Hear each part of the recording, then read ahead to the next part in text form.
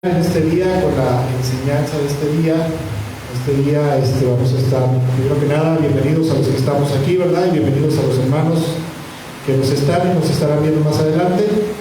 En este día vamos a estar tocando un tema que le he puesto por título el estado posterior.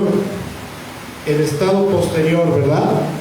Y bueno, antes de llegar al punto principal de la enseñanza de este día, primero que nada quisiera leer un capítulo, es casi un capítulo completo, ¿verdad? Bueno, de hecho es un capítulo completo, para que nos podamos ir formando una idea por el contexto del pasaje que vamos a estar leyendo, ¿sí?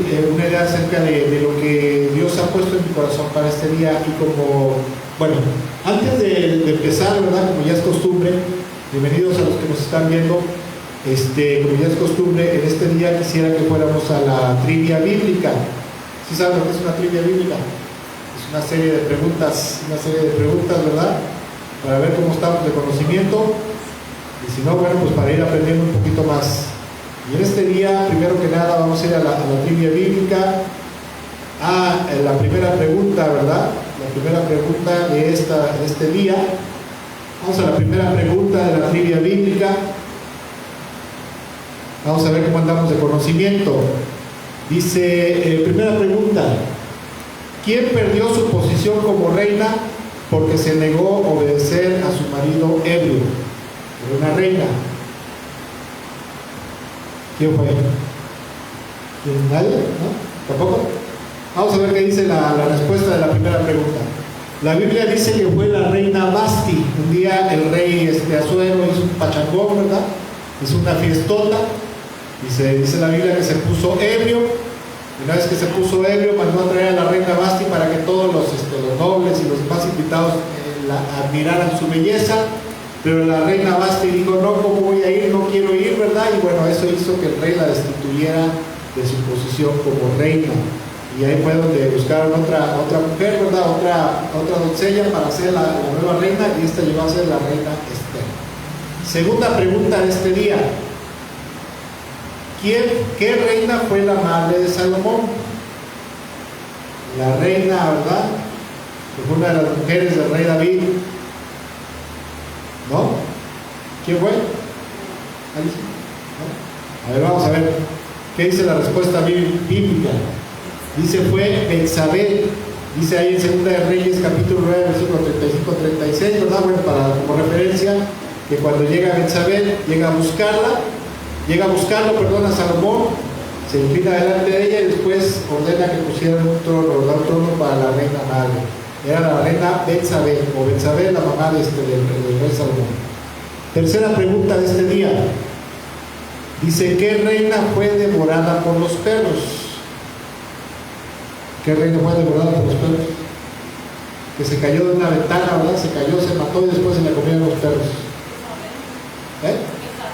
Jezabel. ¿Ah? Bueno, vamos a ver qué dice la respuesta bíblica. Dice la Biblia que era la reina Jezabel, era la mujer, ¿verdad? La esposa del rey Acab. Dice en 2 de Reyes que como juicio de Dios había dicho que los perros iban a lamer su sangre, ¿verdad? Y dice que se cae, no se cae, la avienta por la ventana, ¿verdad? La avienta por la ventana de ahí donde estaba el palacio, cae al suelo, la dejaron ahí. Se la comieron los perros y luego cuando fueron a buscar el cuerpo, ¿verdad? Ya no estaba más que la calavera y las palmas de las manos, ¿verdad? Y eso fue un juicio de parte de Dios. Cuarta pregunta. Dice, ¿a qué reina las mujeres de Jerusalén preparaban pasteles? ¿A qué reina las mujeres de Jerusalén, dice la Biblia, que le preparaban tortas, le preparaban pasteles? ¿No? ¿Tampoco? Vamos a ver qué dice la respuesta. Dice que a la reina del cielo, o más bien la diosa Astarte, ¿verdad? Que era Semiramis, o la diosa Astarte, que era una deidad pagana, y dice que las mujeres en Jerusalén, ¿verdad? Le llevaban hacían tortas de higo, ¿verdad? Hacían pasteles, y a través de esa manera se le adoraba a la reina del cielo, o mejor conocida como la diosa pagana Astarte. ¿Vale? No, Astarte o Astarot. Astarte o Astaroth era el nombre de esta deidad pagana.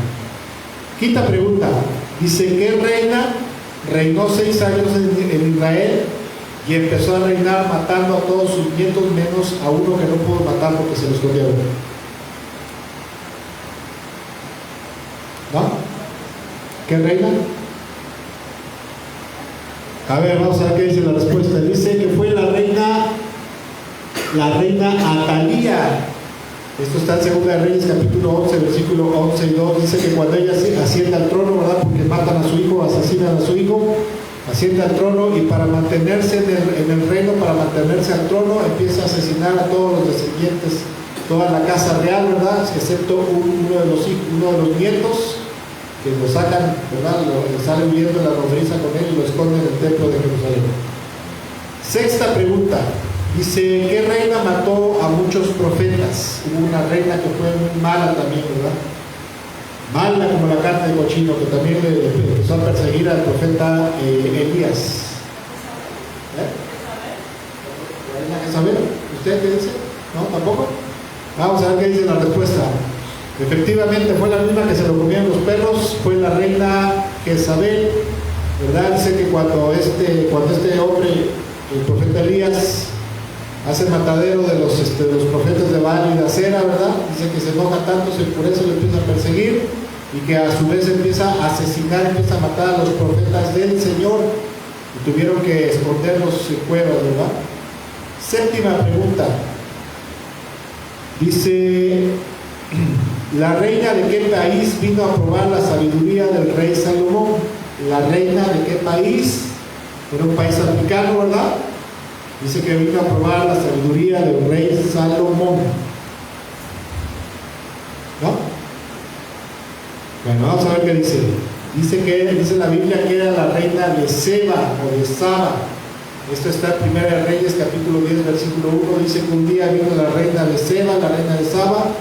Dice que vino hasta Jerusalén para conocer al rey Salomón y escuchar acerca de su sabiduría. Y cuando lo escuchó hablar, ¿verdad?, de toda la sabiduría que tenía y de todo el esplendor y toda la gloria, dijo, verdaderamente se queda corto lo que yo había escuchado y me había contado acerca de tu sabiduría y tu grandeza, es mucho más de lo que yo sabía o conocía.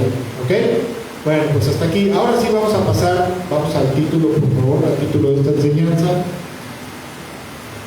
El título de esta enseñanza, que se titula El estado posterior. El estado posterior, ¿verdad? Hoy vamos a estar hablando acerca del estado espiritual posterior en algunas situaciones específicas o en una situación específica espiritualmente hablando, ¿verdad? Espiritual y materialmente hablando. Dice 2 de Pedro, capítulo 2, versículo 1 al 22. Vamos a estar leyendo casi todo un capítulo, casi todo un pasaje, para irnos formando una idea acerca de lo que quiero hablar en este día. Y dice en 2 de Pedro, capítulo 2, versículo 1 en adelante, 2 de Pedro 2, 1 al 22, dice hablando el apóstol Pedro, hablando a toda la iglesia, el cuerpo de Cristo en aquel entonces, dice, en el pueblo judío hubo falsos profetas, y también entre ustedes habrá falsos maestros, que encubiertamente introducirán herejías destructivas, al extremo de negar al mismo Señor que lo rescató. Esto les traerá una pronta destrucción. Muchos los seguirán en sus prácticas vergonzosas y por causa de ellos se difamará el camino de la verdad. Versículo 3. Llevados por la avaricia, estos maestros los explotarán a ustedes con palabras engañosas. Desde hace mucho tiempo su condenación está preparada y su destrucción los acecha. Pues Dios no perdonó a los ángeles cuando pecaron, sino que los arrojó al abismo, metiéndolos en tenebrosas cavernas y reservándolos para el juicio. Tampoco perdonó al mundo antiguo cuando mandó un diluvio sobre los impíos, aunque protegió a 8 personas, incluyendo a Noé, predicador de la justicia. Además condenó a las ciudades de Sodoma y Gomorra y las redujo a cenizas, poniéndolas como escarmiento para los impíos. Por otra parte, versículo 7, libró al justo Lot, que se hallaba abrumado por la vida desenfrenada de esos perversos. Pues este justo que convivía con ellos y amaba el bien, día tras día sentía que se le despedazaba el alma por las obras inicuas que veía y oía, ¿verdad? Versículo 9. Todo esto demuestra que el Señor sabe librar de la prueba a los que viven como Dios quiere y reservar a los impíos para castigarlos en el día del juicio. Esto les espera sobre todo a los que siguen los corrompidos deseos de la naturaleza humana y desprecian la autoridad del Señor. Atrevidos y arrogantes que son, no tienen reparo en insultar a los seres celestiales, mientras que los ángeles, a pesar de superarlos en fuerza y poder, no pronuncian contra tales seres ninguna acusación insultante en la presencia del Señor. Pero aquellos blasfeman en asuntos que no entienden, como animales irracionales, se guían únicamente por el instinto y nacieron para ser atrapados y degollados. Lo mismo que esos animales, perecerán también en su corrupción y recibirán el justo pago por sus injusticias. Su concepto de placer es entregarse a las pasiones desenfrenadas en pleno día. Son manchas y suciedad que gozan de sus placeres mientras los acompañan a ustedes en sus comidas. Tienen los ojos llenos de adulterio y son insaciables en el pecado. Seducen a las personas inconstantes, son expertos en la avaricia, son expertos en la avaricia, hijos de maldición. Versículo 15. Han abandonado el camino recto y se han extraviado para seguir la senda de Balaam, hijo de Bosor, quien le encantaba el salario de la injusticia. Pero fue reprendido por su maldad. Su burra, una muda bestia de carga, habló con voz humana y refrenó la locura del profeta. Versículo 17. Estos individuos son fuentes sin agua, niebla empujada por la tormenta, para quienes está reservada la más densa oscuridad. Pronunciando discursos arrogantes y sin sentido, se deducen con los instintos naturales desenfrenados a quienes apenas comienzan a apartarse de los que viven en el error. ¿Sí? Quiero hacer un paréntesis aquí. En el contexto de este pasaje, el apóstol Pedro está hablando acerca de los falsos maestros que se habían introducido y se introducirían más adelante en el cuerpo de Cristo, en la iglesia, ¿verdad? Y dice Dios en su palabra que estos individuos, ¿verdad?, eran totalmente corrompidos, depravados, que a pesar de que profesaban tener fe en Dios, de tener fe en Jesucristo, era gente que a pesar de profesar una fe, ¿verdad?, una fe bíblica, una fe cristiana, entre comillas, por decirlo así, eran individuos, eran hombres principalmente, ¿verdad?, que estaban corrompidos, ¿verdad?, corrompidos moralmente, corrompidos, estaban sumidos en la inmoralidad sexual. ¿A qué falsos profetas, a qué falsos maestros se refiere la Escritura aquí? Se está refiriendo principalmente a los gnósticos griegos. En el gnosticismo griego se creía que el cuerpo estaba, a causa de que el cuerpo no había sido creado por el Dios de los cielos, por el Dios celestial, sino que había sido producto de la creación del demiurgo, un semidios, ¿verdad?, que ellos hablaban, del cual ellos hablaban, un semidios pagano.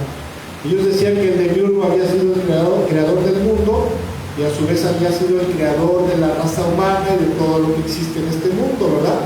Porque ellos decían, ¿verdad?, que este ser, aparte de todo, era un ser corrupto, malvado, perverso, imperfecto, vengativo, etcétera, etcétera, y por lo tanto ellos interpretaban en Génesis capítulo 1, versículo 25 al 27, y donde dice, y creó Dios, ¿verdad? Y en principio Dios creó al hombre conforme a su imagen y semejanza, y ellos decían que este ser, ¿verdad?, el demiurgo, junto con 7 arcontes, con 7 ángeles poderosos que él mismo había creado para ayudarlo a crear los cielos, la tierra, lo habían ayudado a crear al hombre, por lo tanto el hombre era conforme a la imagen y semejanza perversa, corrupta, malvada del demiurgo.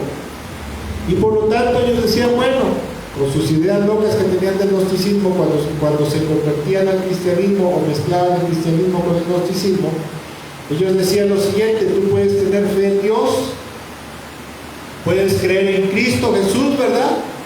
Porque lo más importante es tu consagración espiritual, tu consagración en fe a Jesucristo solamente, ¿verdad?, como único Salvador.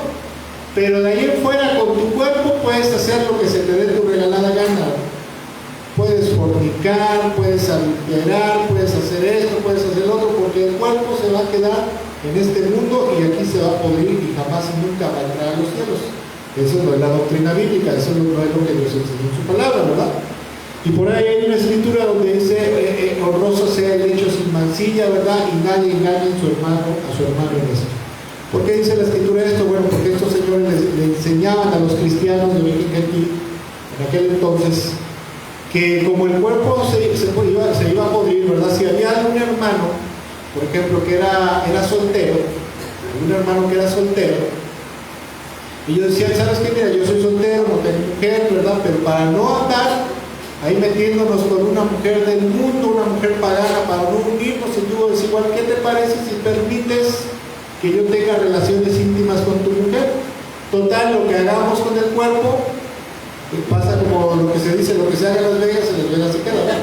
Lo que se haga con el cuerpo en este mundo se queda y no pasa nada, porque el cuerpo solamente es algo inútil que se va a destruir para siempre y nunca va a ir al cielo.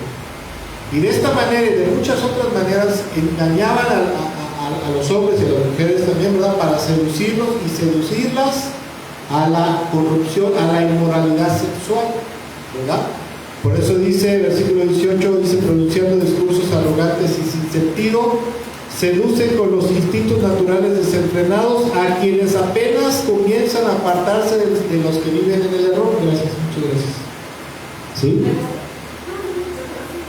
La gente que conocía perfectamente la palabra de Dios, y sobre todo los cristianos de origen judío, que conocían perfectamente la palabra del Señor, que hablaba acerca de no cometer inmoralidad sexual, de no fornicar, de no adulterar, ¿verdad? De no cometer zoofilia, etcétera, etcétera, tantas perversiones sexuales, sabían perfectamente que esto era indebido, que esto estaba mal, ¿verdad?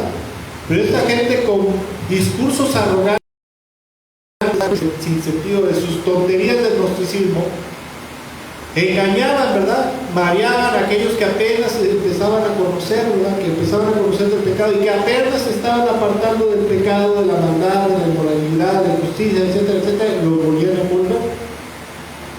Como dice el versículo 19, les prometían libertad cuando ellos mismos eran esclavos de la corrupción, eran esclavos de la inmundicia. Y era gente, escuchen, era gente que conocía, entre comillas, por decirlo así, conocía de Cristo, conocía del Señor Jesucristo, que hablaba acerca de Dios.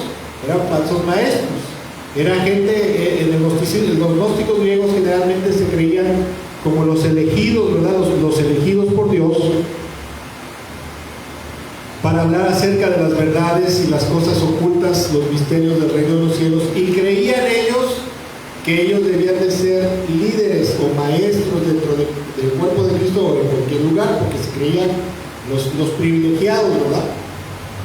Ahora sí, versículo 20, hablando precisamente, seguimos hablando acerca de los falsos maestros. Versículo 20, refiriéndose a ellos, el apóstol Pedro dice lo siguiente: si a ellos y a los otros pobres que habían embaucado, ¿verdad?, para caer nuevamente en la inmoralidad, en la corrupción, la perversidad moral, dice, si habiendo escapado de la contaminación del mundo, por haber conocido a nuestro Señor y Salvador Jesucristo, vuelven a enredarse en ella y son vencidos, terminan en peores condiciones que al principio. Quisiera yo leer el versículo 20 en otra versión, en la versión, la nueva versión internacional. Dice, segunda de Pedro, capítulo 2, versículo 20,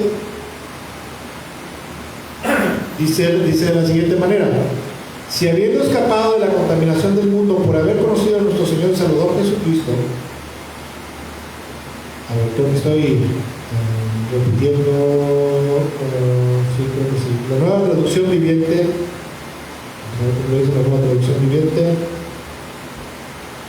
dice, y cuando la gente escapa de la maldad del mundo por medio de conocer a nuestro Señor y Salvador Jesucristo, pero luego se enreda y vuelve a quedar esclavizada por el pecado, aquí se está refiriendo principalmente al pecado de inmoralidad sexual, pero también lo podemos enfocar en cualquier clase de pecado, porque el pecado es multifacético, ¿verdad? El pecado es la raíz, la esencia espiritual de maldad, y todos los pecados son resultado del pecado, ¿verdad?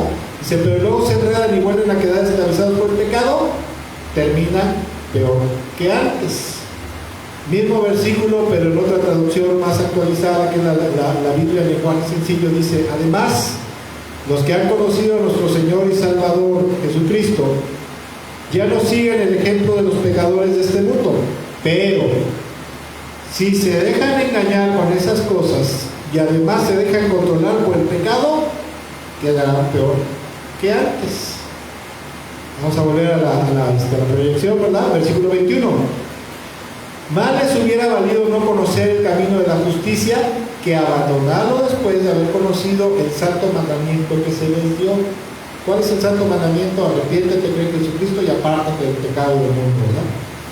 Versículo 22. En su caso ha sucedido lo que acertadamente afirman estos proverbios: el perro vuelve a su vómito y la puerca lavada vuelve a revolcarse en el agua. Dale punto por ahí al teclado, por favor. Y bueno, después de haber leído este pasaje, después de haber leído el pasaje en su contexto, decía yo que está hablando el apóstol Pedro principalmente de los falsos maestros, de su corrupción, de la contaminación espiritual, ¿verdad?, y moral, que estaban influyendo hacia los inexpertos, hacia los nuevos en el Evangelio, los nuevos en el camino, ¿verdad? ¿Y cuál era esa corrupción? ¿Cuál era esa nueva perversión, ¿verdad?, por decirlo así? Inducidos a la inmoralidad sexual, pero puede ser tanto la inmoralidad sexual como a toda clase de pecado: avaricia, injusticia, maldad, violencia, mentira, ¿verdad?, fraudes, etcétera, etcétera. ¿Sí?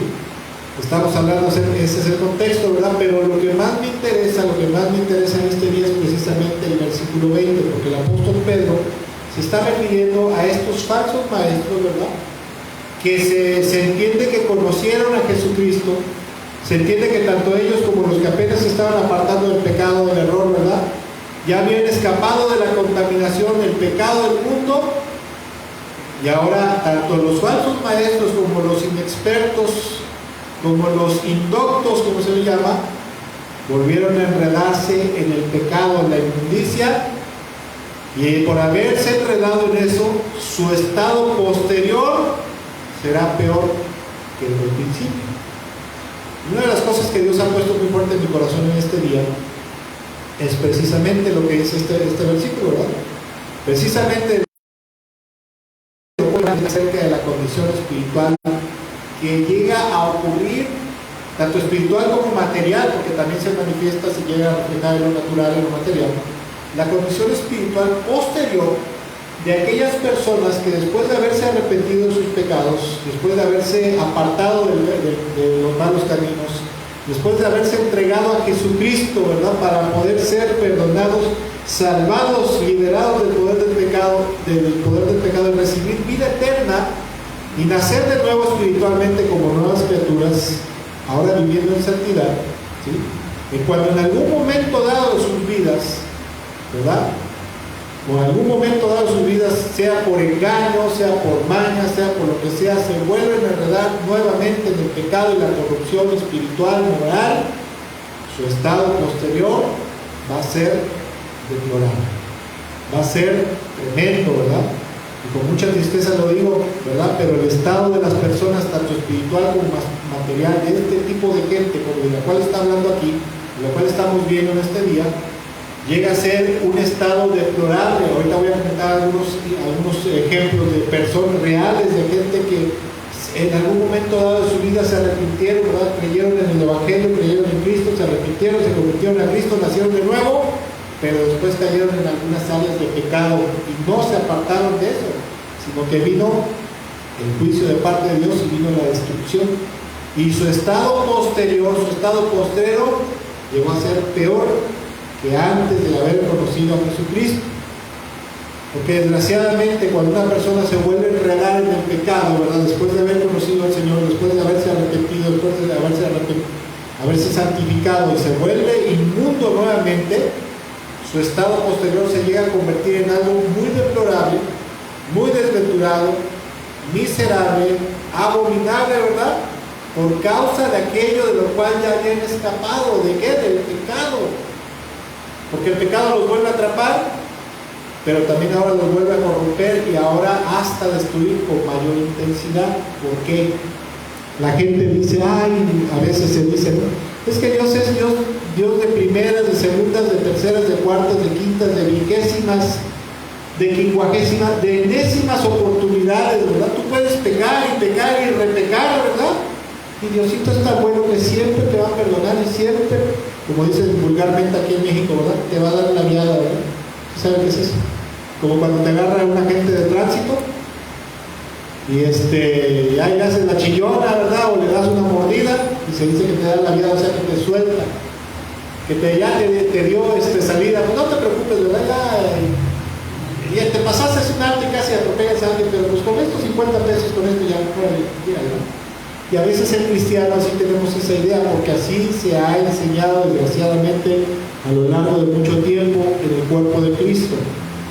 Que Dios, tú puedes pecar y repecar y ser inmundo, ser malvado, ser perverso, ser injusto, ser trácala, sin vergüenza, etcétera, etcétera. No va a pasar nada. Salud. No va a pasar nada.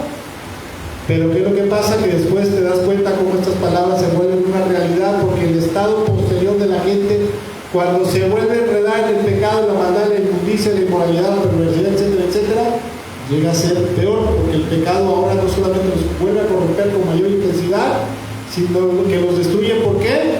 Porque viene siendo el resultado del juicio de Dios sobre sus vidas. Y también algo muy triste, de que Dios, cuando la gente es así, no entiende, después de una, de dos exhortaciones, quizás tres, ¿verdad? El Señor los abandona, Dios los abandona. Algo como lo que le pasó al rey Saúl. ¿Qué le pasó al rey Saúl? Bueno, le pasaron muchas cosas, pero entre las cosas que le pasaron al rey Saúl, dice la Biblia, en primera de Samuel capítulo 15, cuenta la historia que el Señor, ¿verdad? Que el Padre Celestial, que el Creador de los cielos, ¿verdad? El Señor le dice a Saúl, Saúl era el rey, ya lo había establecido como rey en Israel, y le dice, ¿sabes qué, Saúl? Bueno, le dice, específicamente le dice al profeta Samuel, que le fuera a decir al rey Saúl, que se levantara contra Amalek. Amalek era un reino, era una nación que de hecho eran parientes de primero, segundo, primos, que eran de primero y segundo grado con los judíos, pero era una nación pagana, era una nación pecadora, pecaminosa y paganota, ¿verdad?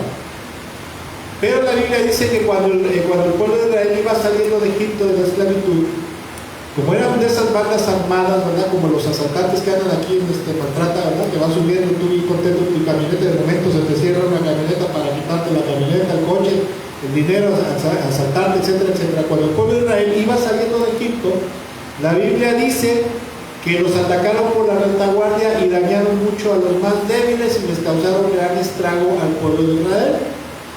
Y entonces el Señor dijo, juro por mi nombre, ¿verdad? Que ninguno de los amalecitas va a entrar nunca en mi presencia, y aparte de eso va a llegar el día en que yo los voy a destruir totalmente por lo que le hicieron a mi pueblo.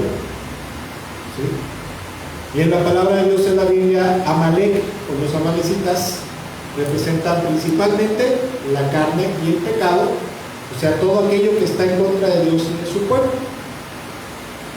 Y como dice aquí la escritura, ¿verdad? El Señor manda, dile a Saúl, le dice a Samuel, que se levante contra los amalecitas y acabe totalmente con todo, ¿verdad? Desde el rey, hombres, mujeres, niños, bebés, animales, campos, que todo lo haga pedazos, quiero que acabe totalmente con todo, ¿verdad? Y dice ahí mismo en 1 Samuel capítulo 15, que va, ¿verdad? Y este sonso, por no llamarle de otra manera, se niega a acabar totalmente con Amalek, sino que en su rebelión y necedad se le ocurre dejar vivo al rey Agag, y aparte de eso permite que el pueblo se quede con lo mejor del ganado para ofrecérselo al Señor como sacrificio. Mentira, se querían quedar los soldados con se querían quedar con el ganado, con lo mejor del ganado, ¿no? Y dice la Biblia que el Señor se enoja mucho, se enfurece, ¿verdad? Y le dice a Samuel, el profeta, le dice, me pesa, de verdad, me pesa en mi corazón haber puesto a este hombre necio, ¿verdad? Después de que no era nadie, de que no se sentía nadie, me pesa haberlo puesto, ¿sabes qué? Le dice a Samuel, a partir de este momento yo lo desecho como rey de mi pueblo y me voy a buscar a otro mejor. ¿Quién fue ese mejor? El rey David, un hombre conforme al corazón de Dios, ¿verdad? Y aparte de que se enoja mucho, ¿verdad? manda a Samuel y le dice, a ver, permíteme tantito, ¿cómo que dices que fuiste a matar a los amalecitas y dejaste al rey Agag? Y aparte de eso dejaste a los animales, a lo mejor del ganado, ¿verdad? ¿Cómo es que dices que cumpliste con la voluntad del Señor? Pues es que el pueblo se me puso rico, ¿verdad? Y aparte de eso, pues no sé. Le dice, ¿sabes qué? Por cuanto has hecho esto, el Señor ha desechado, porque ¿qué es mejor? Ofrecer ofrendas y sacrificios, a obedecer la palabra del Señor.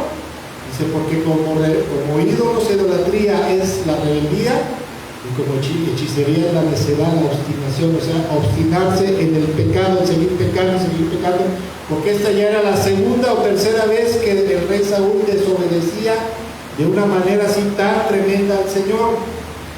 Ya había hecho varias, ¿verdad? Y llegó el momento que el Señor se enoja, se enfurece y lo desecha como rey. ¿Se quedó como rey físicamente? Sí, en la tierra. Pero delante de él, para el Señor ya no era nadie. Aparte de eso, le quitó el Espíritu Santo. Para aquellos que dicen que la presencia del Espíritu Santo no se puede apartar de ti, ¿verdad? Eso dice la Biblia. Le quita el Espíritu Santo y aparte de eso le mandaba demonios a que lo atormentaran. Lo empezaban a atormentar, ¿verdad? Y a veces se ponía loco. Se posesionaba. ¿Por qué? Porque el Señor lo había desechado por terco, necio, rebelde, y porque ya le había hecho varias, el Señor ya lo había perdonado, pero llegó el momento que se fastidió el Señor, que me lo manda a volar, ¿verdad? Y aparte de eso, aparte de que mandaba demonios a que lo atormentaran, el Señor lo entrega pasados después de ese evento, como unos 12 años aproximadamente. El Señor lo entrega, a partir de ese momento empezaron los problemas, las broncas, tragedias, pérdidas, derrotas, ¿verdad? Fue de mal en peor, hasta que el Señor lo entregó en manos de sus enemigos para que lo persiguieran hasta matarlo. Bueno, de hecho no lo mataron ellos. Primero se enterró la espada y luego lo remataron. Ahorita vamos a ver. Ahora, lo tremendo de esto, de esta historia, ¿verdad?, del rey Saúl, es que quien terminó rematándolo fue precisamente una amalecita. ¿A quién había mandado el rey, el Señor a destruir? A los amalecitas. ¿A quiénes? A todos. Desde el rey, hombres, mujeres, niños, animales, absolutamente todo. O sea, Dios quería exterminar totalmente a la nación de Amalek, que simboliza la carne y el pecado, la carnalidad, ¿verdad?, la inmundicia, la pecaminosidad habitual del ser humano. Y quien termina rematándolo fue precisamente una amalecita, un miembro de aquella nación enemiga del Señor y del pueblo de Israel, a la cual Saúl en el momento indicado no quiso exterminar totalmente en el pasado. Vamos a 1 de Samuel capítulo 1, segunda de Samuel capítulo 1, versículo 1 al 16. En el capítulo anterior, que es el último capítulo de 1 de Samuel, dice que el Señor permite que los filisteos se levanten contra él, lo empiezan a perseguir, matan a varios de sus hijos, lo empiezan a rodear, y como no quería que lo agarraran los filisteos, para burlarse de él a lo mejor, ¿verdad?, y para atormentarlo, él agarra la espada, se la entierra, pero no se muere inmediatamente. Y dice, versículo 1, dice, 2 de Samuel capítulo 1, dice, después de la muerte de Saúl, David regresó de su victoria sobre los amalecitas y pasó 2 días en Siclag. Al tercer día llegó un hombre del campamento del ejército de Saúl con sus ropas rasgadas y polvo en la cabeza en señal de duelo. El hombre cayó al suelo y se postró delante de David con profundo respeto. ¿De dónde vienes?, le preguntó David. Me escapé del campamento israelita, respondió el hombre. Este hombre estaba dentro de las fuerzas, ¿verdad?, las fuerzas básicas, dentro del ejército del rey Saúl. Se me escapé del campamento israelita. Escucha, le respondió el hombre. ¿Qué sucedió?, preguntó David. Cuéntame lo que pasó en batalla. Todo nuestro ejército huyó de la batalla, le contó, murieron muchos hombres de Saúl, su hijo Jonatán también están muertos. ¿Cómo sabes que Saúl y Jonatán están muertos?, le insistió David al joven. El hombre respondió, me llama mucho esto que dice que era parte del ejército de Dios. Si el hombre respondió, sucedió que yo estaba en el monte Gilboa y allí estaba Saúl apoyado en su lanza mientras se acercaban los enemigos y los carros de guerra. Cuando se dio vuelta y me vio, me gritó que me acercara a él. ¿Qué quieres que haga?, le pregunté. Y él me contestó, ¿quién eres? Le respondió, ¿soy un qué? Una malecita. ¿Que estaba dónde? Dentro de su ejército. Lo tenía dentro. O sea, tenía al diablo en su casa, en pocas palabras. O un demonio, por decirlo. Entonces me suplicó, ven y sácame de mi sufrimiento porque el dolor es terrible y quiero morir. De modo que lo maté, dijo la malecita, porque me di cuenta que ya no iba a vivir. Luego tomé su corona y su brazalete y se lo he traído a usted, mi señor, ¿verdad? Y pensó que David le iba a decir, ay, sí, qué bueno, ¿verdad? Al escuchar las noticias, David y sus hombres rasgaron sus ropas en señal de dolor, hicieron duelo, lloraron y ayunaron todo el día por Saúl y su hijo Jonatán, también por el ejército del Señor y por la nación de Israel, porque ese día habían muerto a espada. Versículo 13. Luego David le dijo al joven que trajo la noticia, ¿de dónde eres tú? Soy un extranjero, contestó, una malecita que vive en su tierra. ¿Y cómo no tuviste temor de matar al ungido del Señor?, le preguntó David. Entonces le ordenó a uno de sus hombres, mátalo. Enseguida el hombre le clavó la espada a la malecita y lo mató, y David dijo, te condenaste a ti mismo a confesar que mataste al ungido del Señor. Y me llama muchísimo esto la atención, como acabo de mencionar, que quien acabó rematando, ¿verdad? Saúl ahora sí que se dio la estocada, la primera estocada, ¿verdad? Se hizo el harakiri, pero quien terminó rematándolo fue precisamente una malecita.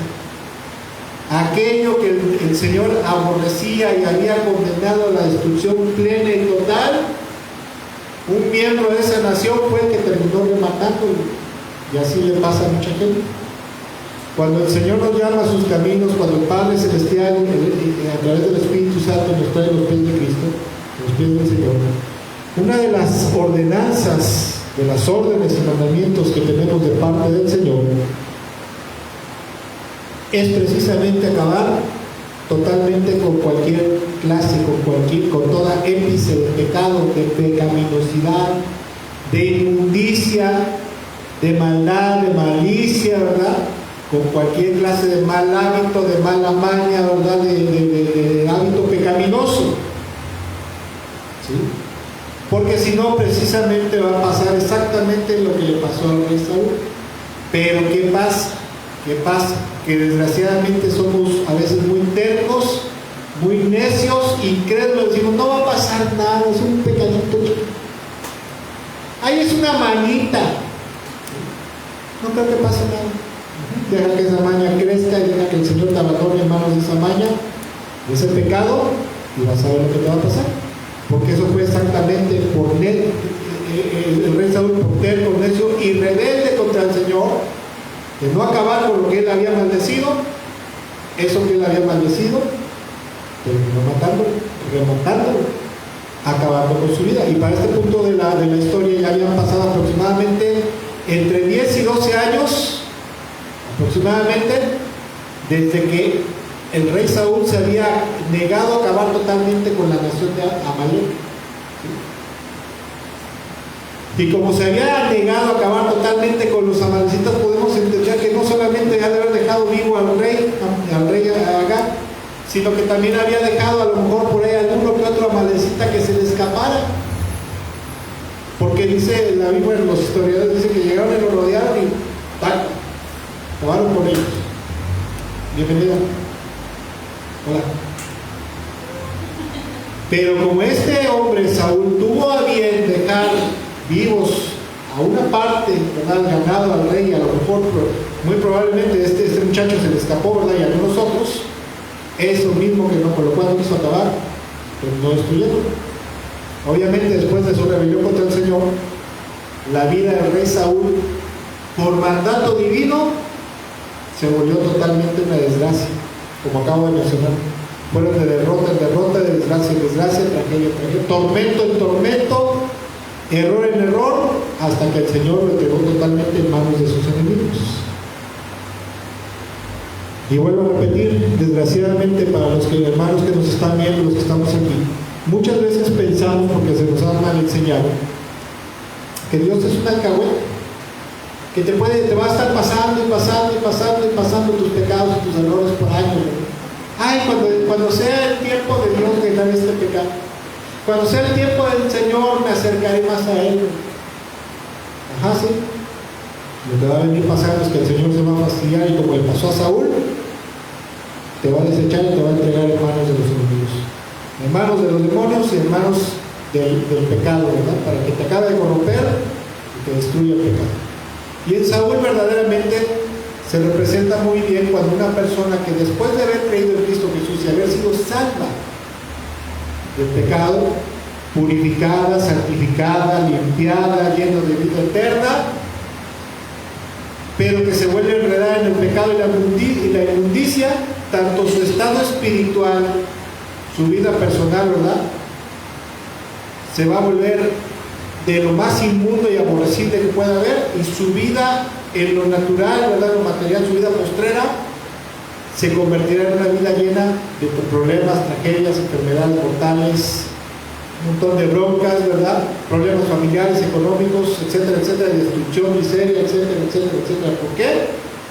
Porque exactamente como a Saúl, ¿verdad?, que al final de su vida, el pecado, porque verdaderamente lo mató en la Amalekita. ¿Qué fue lo que lo mataría a Saúl?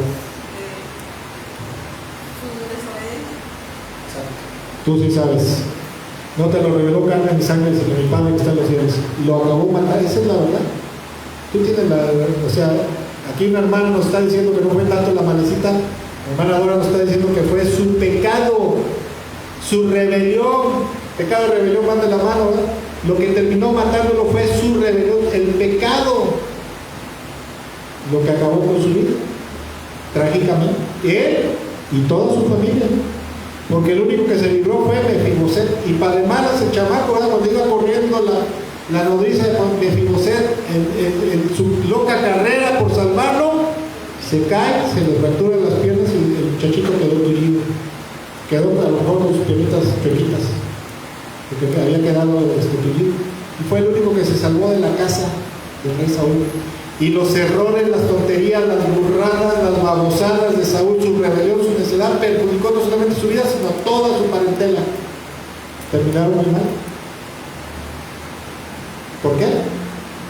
Por una, dos veces, no, por muchas desobediencias y necedades que hizo, rebeliones contra el Señor que hizo.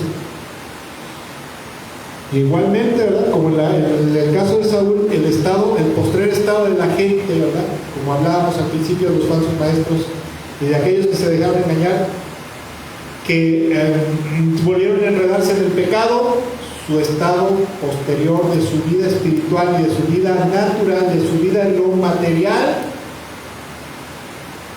terminará siendo de lo peor. Y aparte de todo, ¿verdad?, que el Señor, como acabo de mencionar, terminará desechándonos, desechándote. Pues si no me cuido yo también, como decía el apóstol Pablo, después de haber sido heraldo, si no me cuido, pues yo también voy a ser desechado, ¿verdad? Porque aparte de todo, cuando la gente es desechada, te empiezas a dar cuenta que el Señor los ha abandonado a su suerte, y que aparte de eso los ha entregado tanto al pecado como a múltiples enemigos, por ser tercos, necios, inmundos y rebeldes, sobre todo rebeldes. Recuerdo mucho el caso de un hombre internado en el hospital de Liste, en Orizaba, por cirrosis. Mi papá estaba internado ahí, ¿verdad?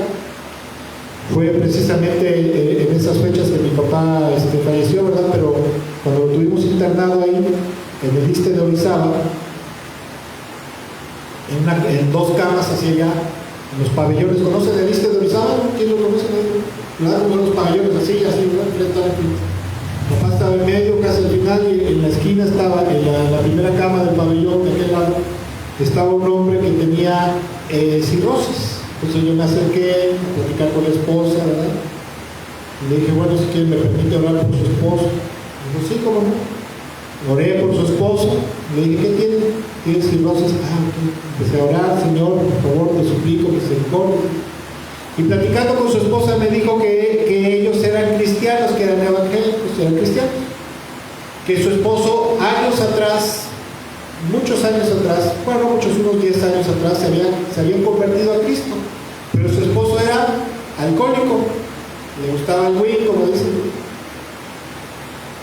Pero unos 2 años atrás, antes de ese día que estaba él internado y que yo lo había visto, el hombre se había apartado del camino del Señor, se había apartado de Cristo y había vuelto a caer en el alcohol, en el alcoholismo. Y le habían ido a hablar el pastor, los hermanos de la iglesia, por profecía le habían dicho apártate porque el Señor dice que esto, que el otro, que te va a ir hasta que le dio cirrosis. Y una vez que le dio cirrosis, obviamente, como era de esperarse, se arrepintió. Señor, perdóname que esto, que el otro, te pido perdón, te juro que ya no, sáname. Cristo Jesús lo hubiera podido sanar de la cirrosis.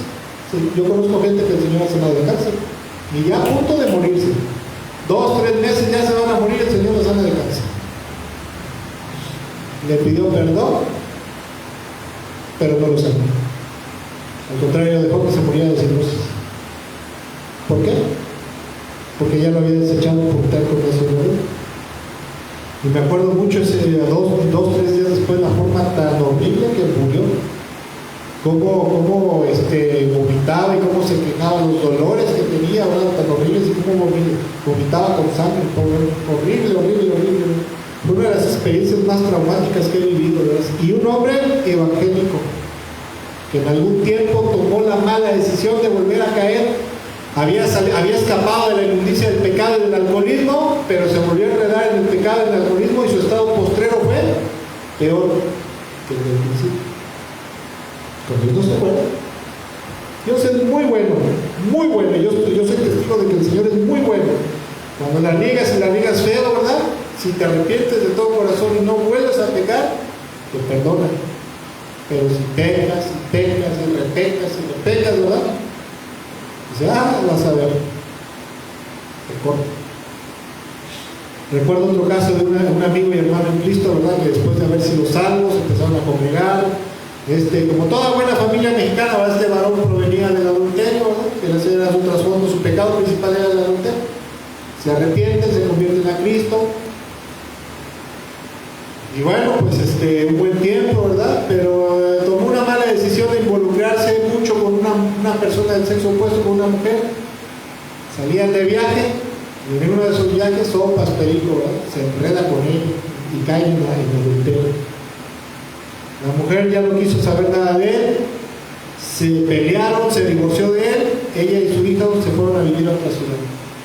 Al final el hombre se quedó solo, como un perrito, ¿verdad? Y comenzaron a surgirle muchos problemas de toda índole, y a últimas terminó enfriándose espiritualmente. Ya no pobre, no das un cacahuate por él. Por todo, por jugar, por volverse, como dice ahí el versículo 20, que si después de haber escapado de la corrupción se vuelven a enredar en la inmundicia, su estado posterior será peor que el primero. No se juega con el Señor, ¿eh? Te da 1, 2 oportunidades, 3 a lo mejor, no sé cuántas oportunidades del Señor, pero no abuses, porque la gracia y la paciencia de Dios se agotan. Por último, quisiera ir rápidamente a las dificultades después de haber salido del pecado, porque cuando uno, si te arrepientes, ¿verdad? Te volviste a enredar en la inmundicia, la maldad del pecado, y te arrepientes, y el Señor en su misericordia te perdona y te vuelve a dar oportunidad, después, para salir de las broncas y las consecuencias del pecado, es un broncón, es algo feo, se te suscitan una serie de problemas, de dificultades, ¿verdad? De cosas que dices, ¿y por qué? Si no estaba yo así, pues es la consecuencia. Segunda de Crónicas capítulo 7, capítulo 12, versículo 7 al 8. Dice, cuando el Señor vio el cambio de actitud de ellos, les dio este mensaje a Semaías: puesto que el pueblo se ha humillado, no lo destruiré completamente, pronto le daré cierto alivio. No usaré a Sisac para derramar mi enojo sobre Jerusalén, pero, versículo 8, pero serán súbditos de Sisac, para que conozcan la diferencia entre servirme a mí y servir a los gobernantes terrenales. Para que veas, como le había dicho Deuteronomio a su pueblo, para que veas la diferencia que era que tenías, la prosperidad y la paz que tenías cuando me obedecías totalmente, a cuando te rebelaste y te castigué, y ahora serás esclavo de los reyes de la tierra. Porque era una maldición para Israel, una maldición. En el contexto, ¿verdad? Roboam, el hijo de Salomón, después de haber andado un tiempo con el Señor, después de haber andado sus caminos, y cuando se afianzó, ¿verdad?, ya estaba firme en el trono, ya se sentía muy chicho, ¿verdad? Dice la Biblia que abandonaron al Señor y a su ley y al Señor, y empezaron a pecar. Entonces el Señor se fastidió, se enojó, levanta al rey Sisac, rey de Egipto, para que los invadieran, los conquistaron y empezaron a oprimirlos y a saquearlos. Y a pesar de que se arrepintieron, el Señor dijo: ¿sabes? Conmigo no se mueve. Dejó que los egipcios siguieran gobernándolos, oprimiéndolos y dominándolos, como juicio y castigo por su rebelión. Pasaron muchos años hasta que se levantó otro rey, ¿verdad? Se levantó otro rey en Judá, que ya fue cuando el Señor les permitió un alivio. Pero una de las cosas que me llama mucho la atención, ¿verdad?, que muchas veces cuando la gente se vuelve a enredar en el pecado, ¿verdad?, se salvó, se santificó, caminó un tiempo con el Señor, pero se volvió a enredar en el pecado, en la inmundicia, la inmoralidad, en cualquier clase de pecado, pero principalmente la inmoralidad o la avaricia, el fraude, etcétera, etcétera. Cuando el Señor los quebranta, y si después de quebrantarlos se arrepienten, el Señor en su misericordia decide seguirlos recibiendo cerca de sí mismo. Después el Señor permite que tengan unas dificultades, unas broncotas, ¿verdad?, que ya no pueden recuperar tan fácil ni la dulzura ni la pureza de su salvación, ¿verdad? Conozco un hombre, leí de un hombre hace tiempo, pastor, que un día se le ocurre meterse a la pornografía, y después, para salir de la pornografía, le costó, y luego dice que en las noches tenía un tormento nocturno, un tormento mental nocturno, ¿verdad?, terror nocturno, pesadillas, y si andaba todo siempre alterado, ¿verdad? Y este hombre dice que, porque él había salido del mundo de la inmoralidad, y decía la diferencia entre cuando se convierte a Cristo y él disfrutaba de esa paz, esa dulzura, esa pureza de su salvación, y la posterior espiritual de su vida, el tormento que tenía, la lucha que tenía, porque no podía abandonar la pornografía. Derrota tras derrota tras derrota. ¿Todo por qué? Por haberse enredado. Y mucha gente así nos pasa, nos volvemos a meter en el pecado y decimos como Sansón, ¿verdad? Pues como la vez pasada el Señor me libró y me libré de los filisteos, hasta que le revela el secreto de su fuerza a la isla, le corta las greñas, vienen los filisteos, lo agarran, le sacan los ojos y lo esclavizan. Andar muriendo ahí, ¿verdad?, empujando una piedra y sufriendo. Y ahora ya sin gasolina, ya sin su fuerza sobrenatural, a sufrir, pero a lo natural, ¿verdad?, como pasa. Pero no, ¿qué dice la iglesia? Toda, no pasa nada, el Señor es bueno, es grande, misericordia, Dios te quiere bendecido, prosperado, sobrenatural, y Dios sabe que batallas con algunos pecaditos. En el tiempo del Señor, en el tiempo del Señor, siguen esperando el tiempo del Señor. Por ello, en este día, ya vamos a ver si casi para el final. En este día quiero recordar las palabras del Señor Jesucristo, que le dice a un hombre, al paralítico de Bethesda, Juan capítulo 5, por favor, versículo 13. Cuando lo sana, después de que lo sana, se le pierde entre la multitud, ¿verdad?, y hasta que lo vuelve a encontrar el paralítico al Señor, dice Juan capítulo 5, versículo 13, el hombre no lo sabía porque Jesús había desaparecido entre la multitud.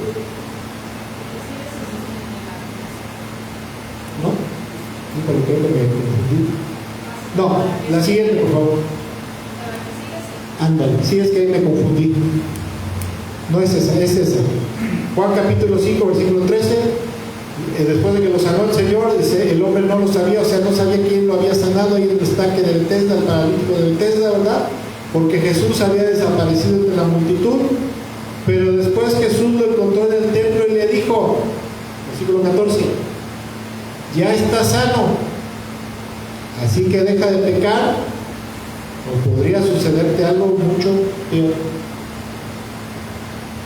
Si tú no, ya te sané, ya te restauré, ya te renové, ya esto, ya el otro, ¿verdad? Pero si sigues de pecaminoso, tu estado postrero, tu estado posterior, puede ser mucho peor de cuando estabas postrado ahí durante 30 y tantos años en una camilla en el estanque de Bethesda. Imagínense, 30 y tantos años, no me acuerdo ahorita de los años, pero fueron varias décadas postrado en una cama y esperando la sanidad, la restauración ahí. Yo creo que no ha de haber sido nada bonito, ¿no? Y dice que te vaya a pasar algo peor, digo, pues ¿qué le podría pasar? Pero si el Señor dice te puede pasar algo peor, es porque te puede pasar algo peor. Ya está sano, así que deja de pecar, o podría sucederte algo mucho peor. Juan, pues lo voy a leer en otras versiones. Juan capítulo 5, ¿verdad? Juan capítulo 5, versículo 14.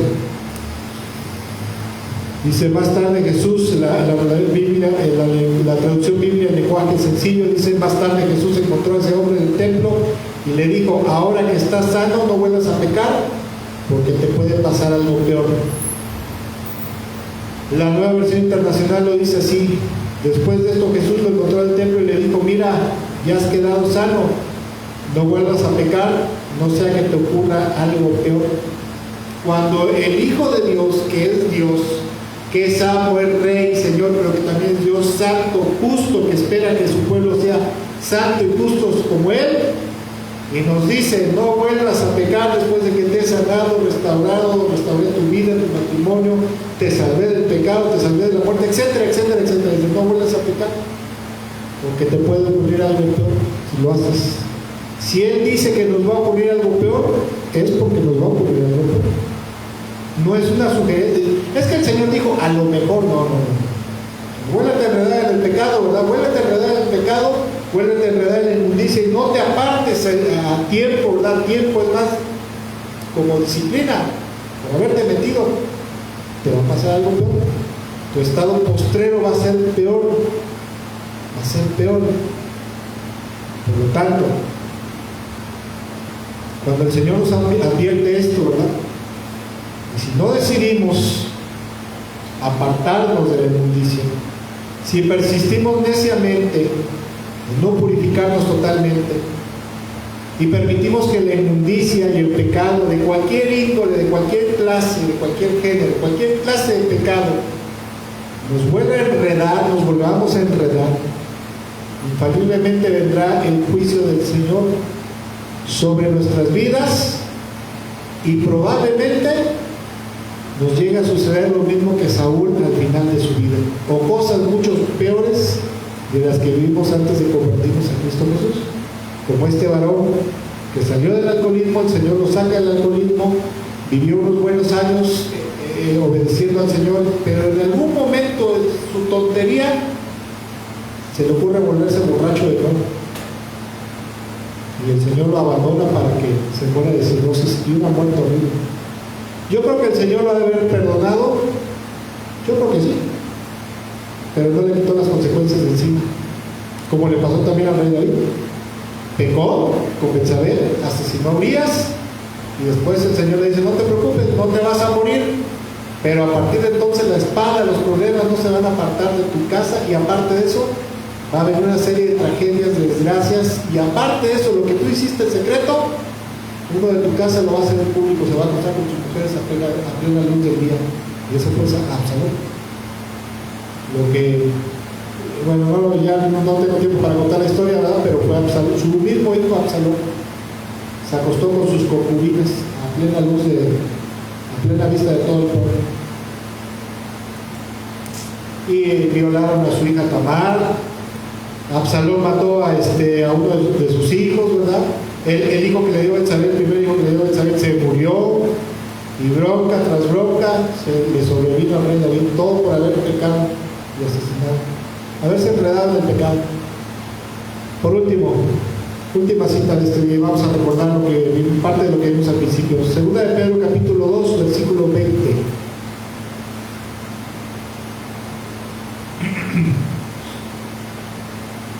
Dice, si habiendo escapado de la contaminación del mundo, segunda de Pedro capítulo 2, verso 20 al 22, dice, si habiendo escapado de la contaminación del mundo por haber conocido a nuestro Señor y Salvador Jesucristo, quienes, tanto los falsos maestros que venían del gnosticismo que se convirtieron a Cristo, pero que nunca se apartaron totalmente de sus herejías, y los nuevos, los que apenas se estaban convirtiendo, que estaban escapando del pecado, que los engañaron, los enredaron, y se vuelven a enredarse en ella, o sea, en el pecado, en la inmundicia, y son vencidos, terminan en peores condiciones que al principio,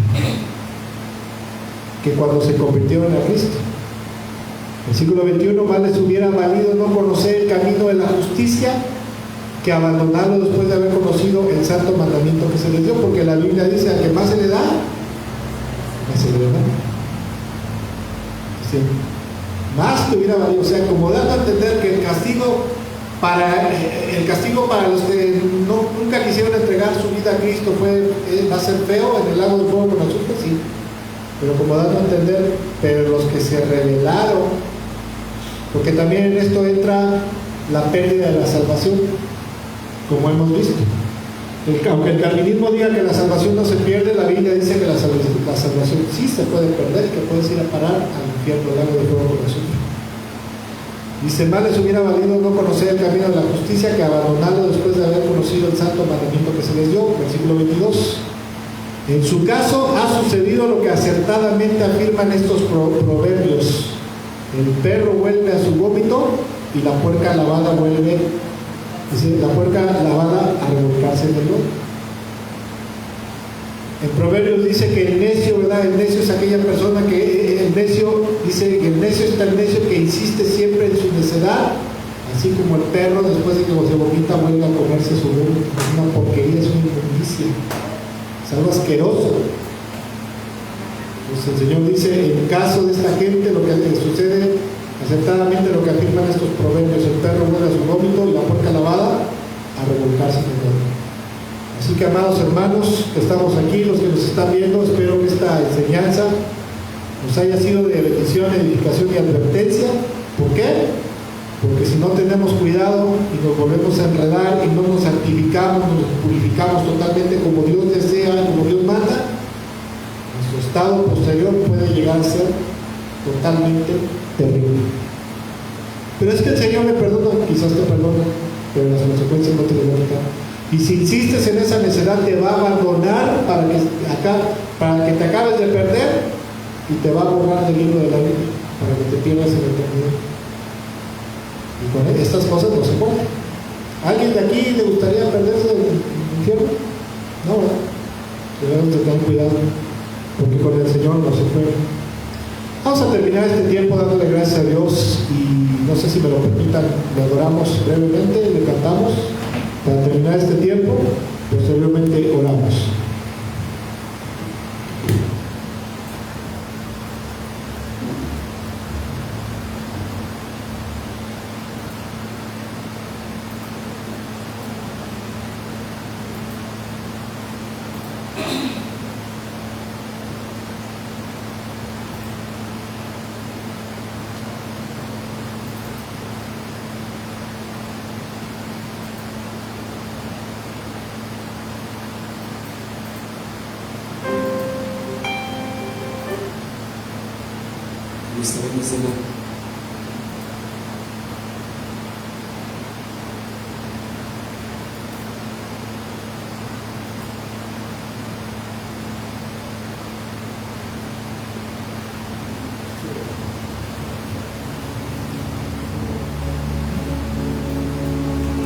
Señor, te damos gracias en este día, Padre. Te damos muchas gracias, te bendecimos por esta enseñanza, por este tiempo que nos permites estar delante de ti. Y sobre todo, Padre, Señor Jesús, Padre y Señor Jesucristo, porque tu palabra dice que tú eres el pastor supremo de nuestras almas. Y entre las muchas cosas que haces es no dejarnos sin sabiduría, no dejarnos sin el alimento espiritual, sin tu palabra, sin los buenos pastos que solamente tú nos puedes dar. Y en este día, Padre, Señor, yo considero que esta palabra de parte tuya es una fuerte advertencia de que debemos de mantenernos en santidad, en pureza, todos los días de nuestra vida, porque si nos dejamos seducir, el pecado nos va a arrastrar, y si nos entercamos en seguir pecando, tú nos vas a abandonar, y nuestro estado postrero será peor que el primero. Te damos gracias, Señor, y queremos terminar este tiempo adorándote y bendiciéndote. Muchas gracias en esta hora, Señor, te damos gracias, te bendecimos, te adoramos. Vamos a la adoración, por favor. Gracias, Señor. Y le subes un poquito, por favor. Sube. Gracias, Señor.